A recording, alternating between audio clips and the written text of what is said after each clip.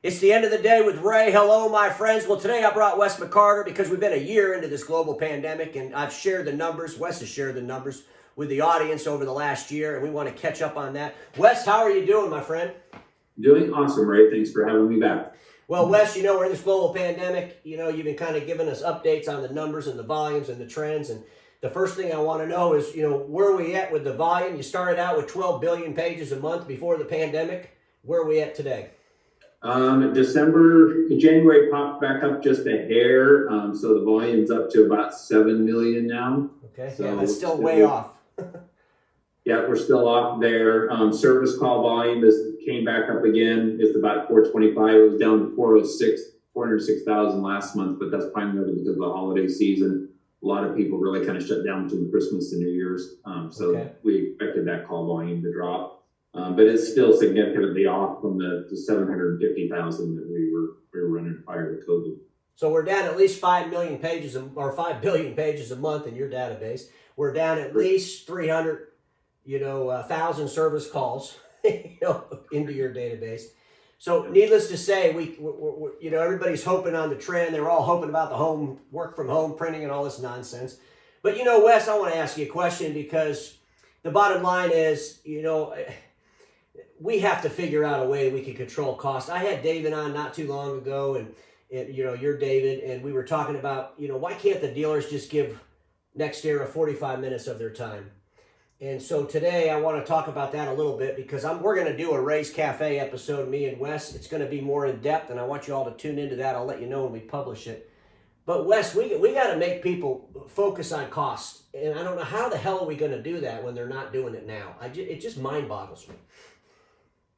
Well, it's a challenge. Two, I think that the vast majority of dealers, as I've said in the past with my articles, that our margins have been so healthy that there hasn't been a lot of motivation to address the cost side of the business because we were making all the money we needed to make, and we were all pretty happy with the money and everything was going fairly smoothly. And COVID has thrown a kink in the works that I don't think anybody quite anticipated. And as a result, now they've got to come back. We might come back to 50-60% of where we were before, if we're lucky. But the cost basis is not being addressed. They're coming back and obviously moderating the amount of parts and labor expense relative to page volume, but they're not actually exercising the core disciplines that take to say, how much money can I extract out of this business? I've been preaching over and over again that there is so much more money, there's so much money being left on the table because the model as it exists today is an average. You're hitting the target. Almost 100% of my customers are making that target. They're making the model, but they're still leaving hundreds of thousands of dollars on the table that could be used to reinvest in whatever their diversification strategy is ultimately going to be. Well, that's my opinion. I was on a call with our friend Gary, who built a connector between eAutomate and ConnectWise, and one of the things that's amazing to me is that they talk about some of the consultants that are in that space and how complicated one consultant might be or how expensive one consultant will be. And my opinion of it is if you're going to diversify or get into IT services, you got to pay the guy that can get you there with the best results. And if that guy's expensive, you got to be able to pay for him. Why don't you take the money from print?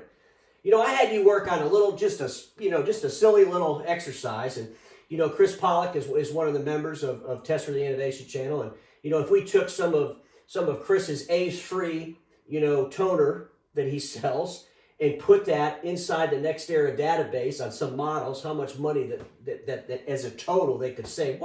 Can you explain that? I want to the audience what we were doing.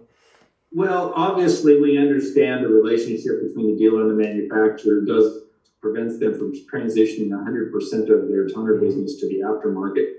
But there's always opportunities to do more if you went in and analyze it. So we just picked a couple of popular series, right? Because the same toner can go in multiple products, of ones that we have good populations of. And just one particular 45 copy a minute machine that we picked, if we had transitioned 100% of that toner volume from the OEM to, say, Chris's product, it would have saved the dealers almost $3.7 million a month in cost. 3.7 million. So even if you gave them 40%, I mean, this is where I think the dealers just got to start looking at their data. If all these dealer owners, here's an analogy, all the dealer owners have an opportunity to spend 2 hours with Carl Icahn. There's not a dealer owner that would say no to that, right?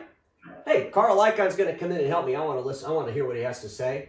Well, you know what, Wes? I'm not Carl Icahn. You're not Carl Icahn. But I would say this: the NEXERA data is worse than Carl Icahn because it has no emotion. It's raw data that will tell you what you need to do to put those dollars back into the coffer so you can diversify. And, when I spent that 10 months with you, it's just there's so much money there. And I can't stress enough as I listen, because I'm big on this IT thing. There's a lot of folks talking about it, but everybody keeps talking about this nonsense, and then there's no path for them to do it. And the path is in their business now. Get the money from your business now the best way that you can. You cannot outsell your way out of this. You cannot outsell you. We have such an awareness of revenue, and we just ignore our cost awareness. Well, you remember we did the episode a while back when we looked at inventory and how much money is sitting in obsolescence and how much money is headed towards obsolescence and how much we do in overstock, right? Meaning that we're carrying way more inventory than we would use. Well, what happened with COVID is all that excess inventory just went obsolete, because while there's a chance if you stop reordering, you can use up your overstock. If your volume drops, you might never ever use it.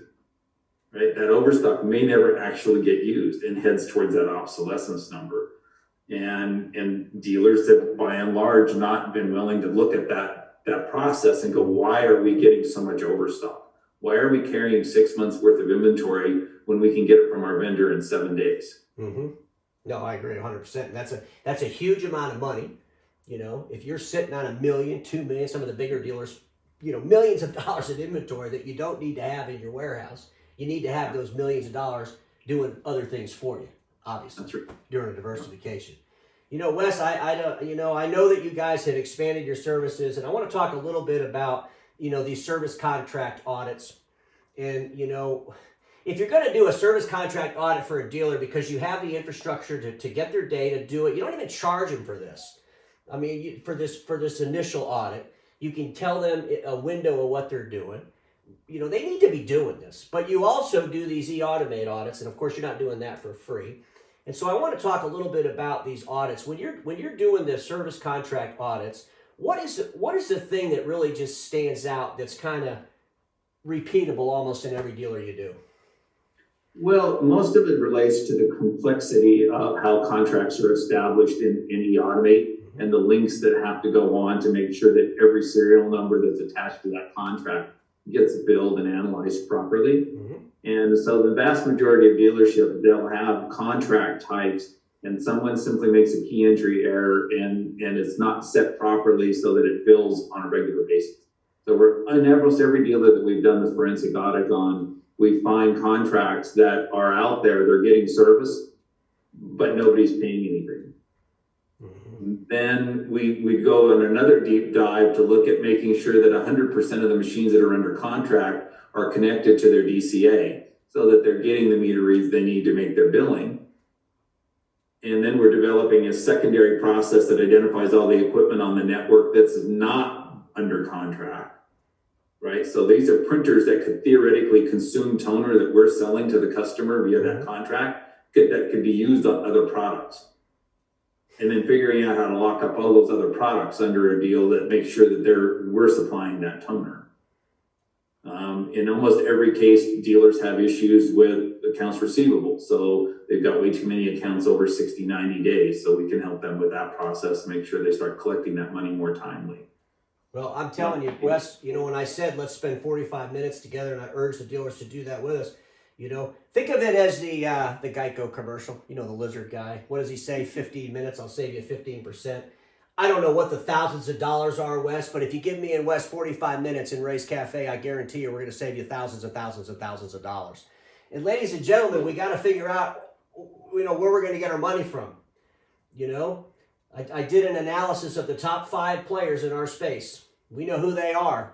They've evaporated $12 billion in top-line revenue since 2018. $12 billion. And that's not all coming back. and we can see what's going on at Xerox, how they split up the company into 3 different entities, trying to figure out how they're going to diversify and change.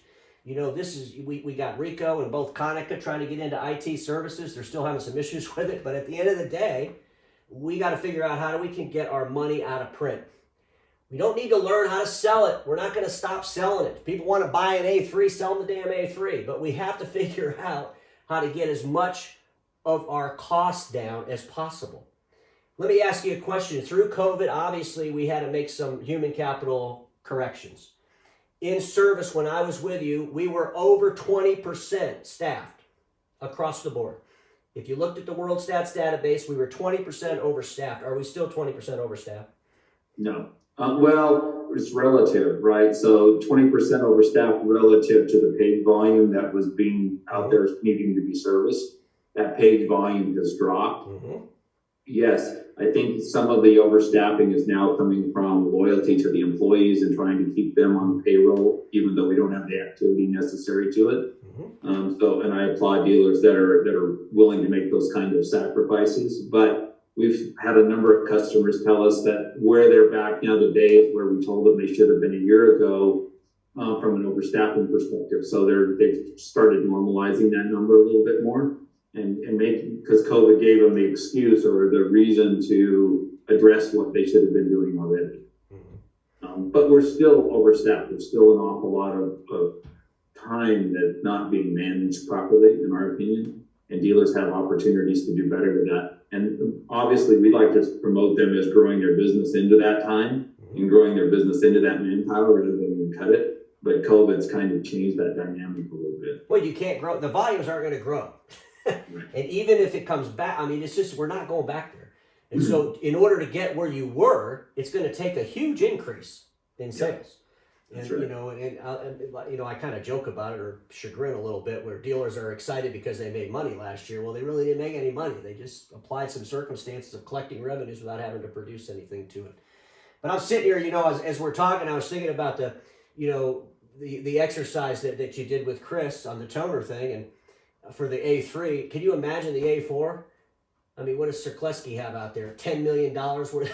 I mean, there's a lot of printers. You're already talking about, you're able to see all these printers that aren't on the network and figuring out ways to help dealers with that. So, Wes, I look forward to having you on Race Cafe, and I just wanted to bring you on because dealer owners, it's 45 minutes of your life. I assure you it'd be the best 45 minutes you ever spent. You don't even have to listen to it all at once, but you got to listen to it.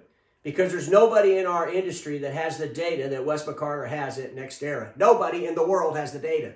And yes, I'm biased because I love him, but because he's got the data. Wes, by the way, before we end this, I just want to say I love the guitars. Thank you, Ray. I appreciate that. It's a great way to get away from the pressures of work some days. Well, they look pretty cool. And Wes, you know what? I look forward to the Race Cafe episode with you. And I just hope we got to shake our friends a little bit because there's tons of money. They have enough money for this diversification. That's correct. They do. I know they do. And once they realize that and they start applying some of these practices, I think everybody will get excited. Because we all know this, Wes, status quo is the killer of all that'll be invented. Don't get stuck in status quo, and I'll see y'all tomorrow.